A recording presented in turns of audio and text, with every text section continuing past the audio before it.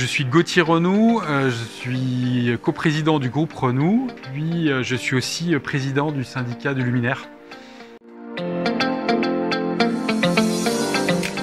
La société appartient à un groupe, c'est le groupe Renou, qui est un groupe familial. Et puis on a 3 sociétés filles, donc AS-LED la plus connue, qui est l'entité commerciale, Induslum qui est l'entité de fabrication qu'on est en train de visiter ensemble, et puis AS Light-Up qui est une joint venture en Chine qui fabrique aussi pour nous des produits. Il y a 20 personnes en France et 24 personnes en Chine. C'est-à-dire qu'on se dit à un moment donné, ok, on fabrique comme beaucoup de choses en Chine, c'est très bien fait, ça marche, mais au regard des enjeux actuels, qui soient environnementaux, sociétals, on peut mieux faire. Donc dans ce peut mieux faire, et bien, effectivement, il y a l'aspect localisation, réindustrialisation de notre outil de production et au moins sur certains produits, ce qui est plus gourmand en termes de transport, en termes de stockage, etc. On va tenter l'aventure de le fabriquer localement pour une destination locale.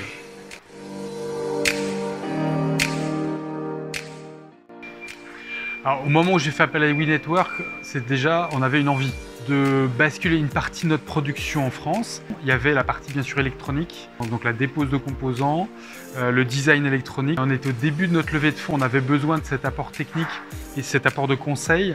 Pour mener à bien le projet parce qu'on était un petit peu novice là-dedans, et puis 2 aussi pour rassurer ces investisseurs, donner de la crédibilité au projet afin d'appuyer notre dossier et pouvoir faire cette levée de fonds. La motivation au départ, elle est humaine, c'est-à-dire qu'on est animé, une envie d'agir. Donc ça a été le premier moteur.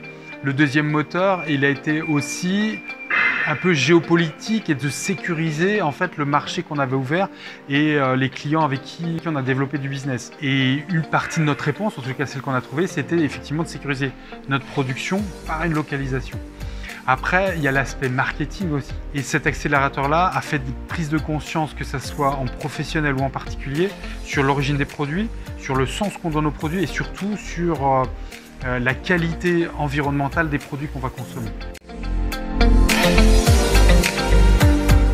Nos produits sont assez bruts et c'est une des clés de j'espère ce succès, c'est-à-dire qu'on a repensé complètement nos produits. Et ça, c'est indispensable dans un processus en fait d'industrialisation, de réindustrialisation ou de localisation.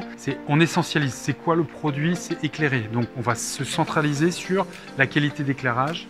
Donc ça, c'est la première clé de lecture. La deuxième clé, c'est d'optimiser ses coûts par rapport justement à une industrialisation aussi maligne.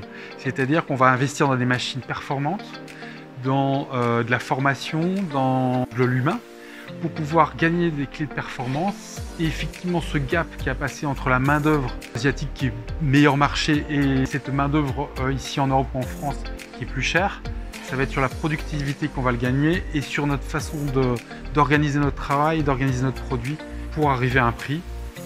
Effectivement, sur le produit, comme je vous l'ai présenté, l'Absolu qui nous éclaire là maintenant, on est sur un prix complètement équivalent à d'autres produits asiatiques ou d'autres produits d'autres origines. On arrive à faire un produit pour le rendement et le rendu lumineux qui est des fois même supérieur, parce que mieux pensé.